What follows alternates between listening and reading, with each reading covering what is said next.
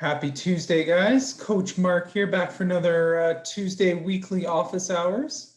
So this week I wanted to talk a little bit about training principles. So over the last couple of weeks, I've talked about a lot of things that really support your training to kind of help you recover or reach that optimal performance, as well as strength training that helps kind of support this training that we're talking about.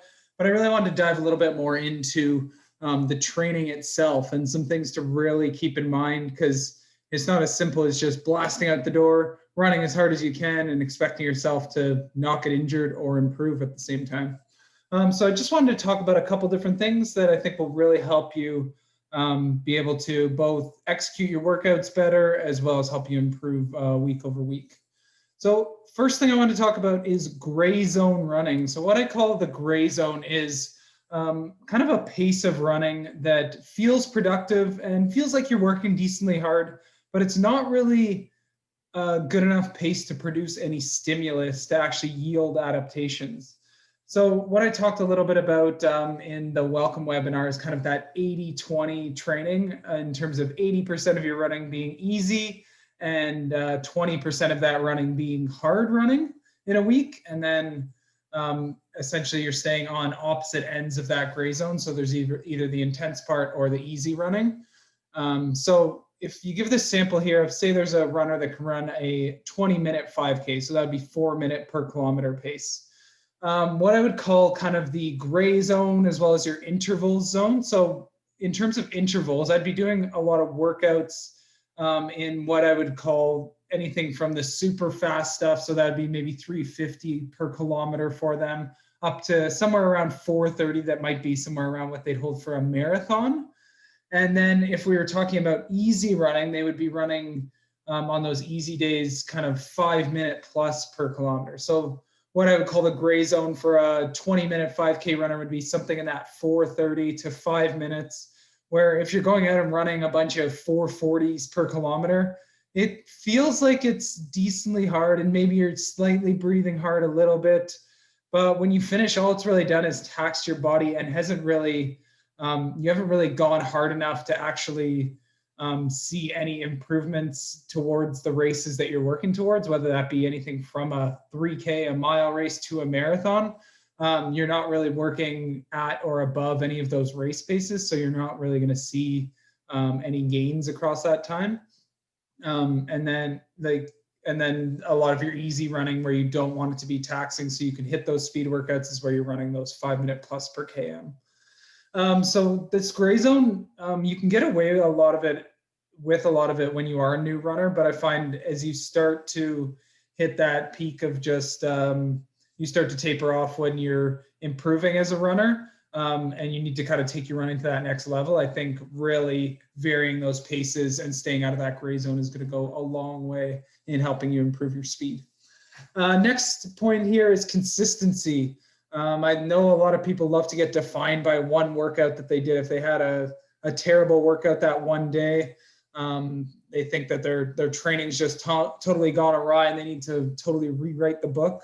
I tell a lot of my athletes I coach is that if you're hitting every single workout perfectly, then maybe we're not giving you enough training stimulus in this. Like there should be the odd day where it's tough to hit your paces and yeah, it's just it's not coming easy that day, which is okay. But it's really that consistency over a number of weeks that really defines your fitness when it comes down to it. So don't get down on yourself if you have one workout that doesn't go super well. Don't let that define you. Stick with the plan, keep working consistently week over week, and I think you'll see those results.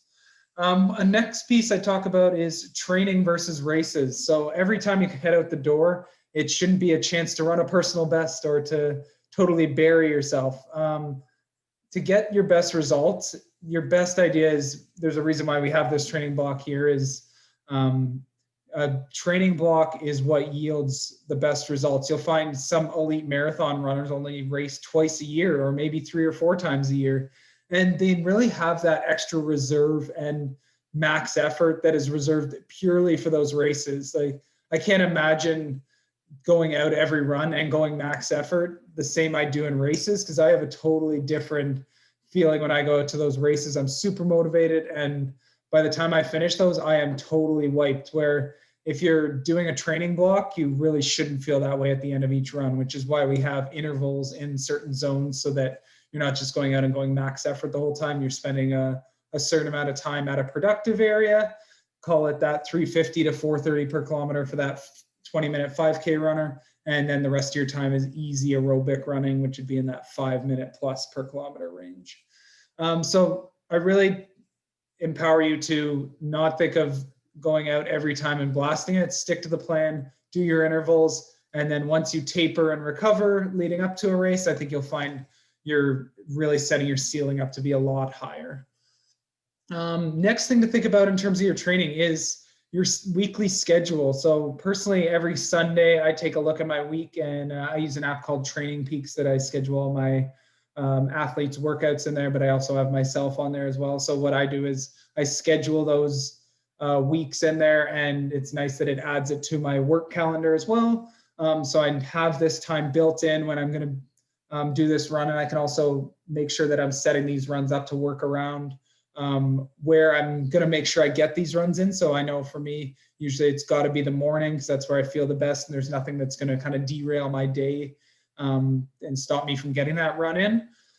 So really, yeah, setting up that daily schedule to make sure you're going to get that run in, and then also thinking about like where you can schedule this run to make sure that you are going to get enough recovery time.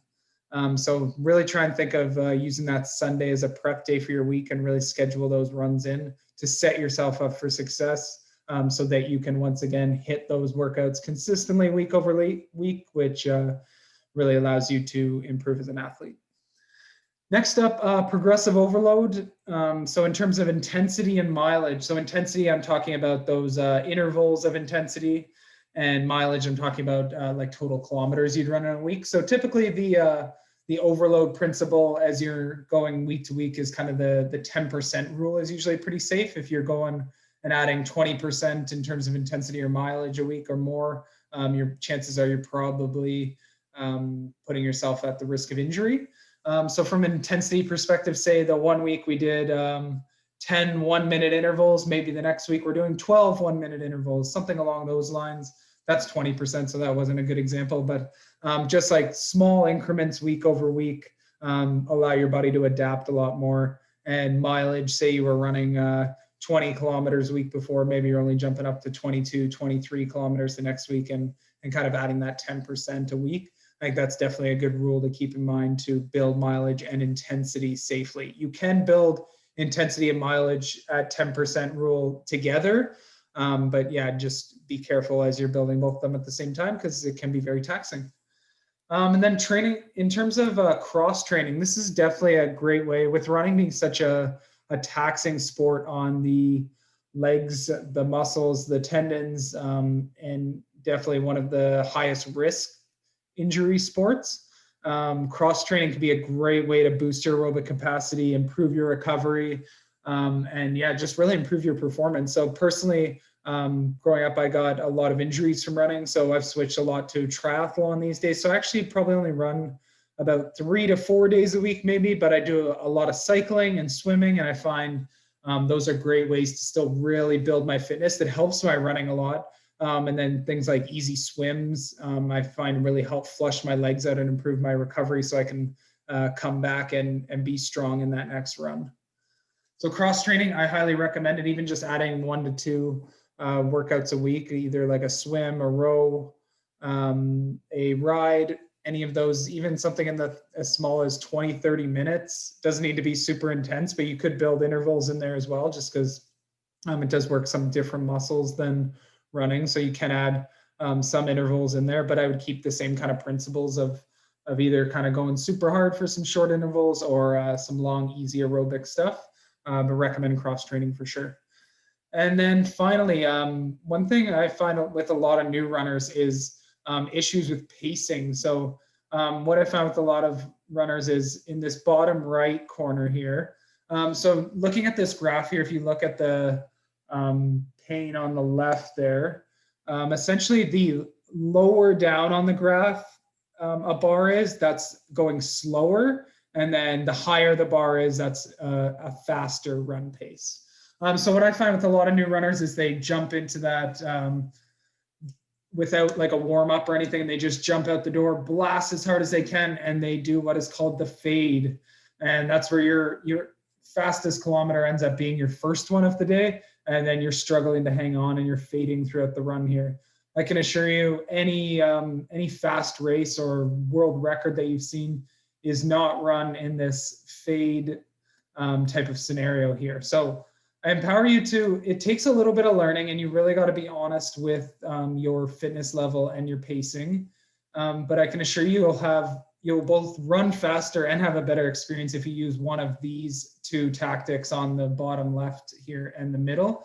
So first one, what you'll see is in a lot of the world records, especially some of the shorter and even longer races, is very much even pacing. So maybe they start out slightly conservative, like that far left bar there, and then they're pretty even throughout and leave like a little bit of a kick for the end.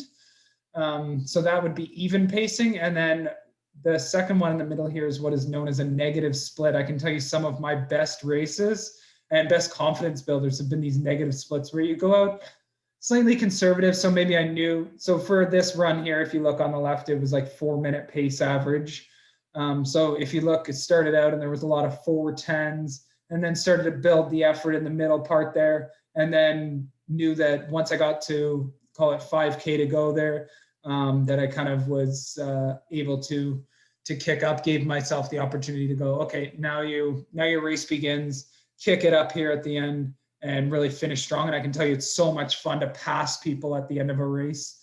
And you could even end up running, I can tell you usually this even a negative split is faster, but I've seen instances where people run a negative split or people run a fade and they end up, say, running the exact same time, but their race experience is so different. This fade person was, say, up near the leaders, and then they faded and got passed by people who were running those even and negative splits for the entire race, where this negative split or even person ran with the same people the whole time and had a group to push with, or these negative split people actually got to pass people in the second half of the race. And I can tell you there's something so motivating as being like, okay, I'm running really well. Let's try and catch this next person. It's like a little carrot in front of you to really try and to speed yourself up in that latter half, and can be super motivating.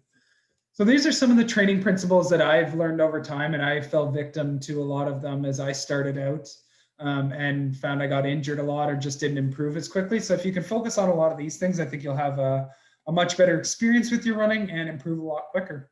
So thanks for tuning in to these office hours. Next Tuesday at 10 a.m., I'll be talking a little bit about nutrition. Take care. Bye.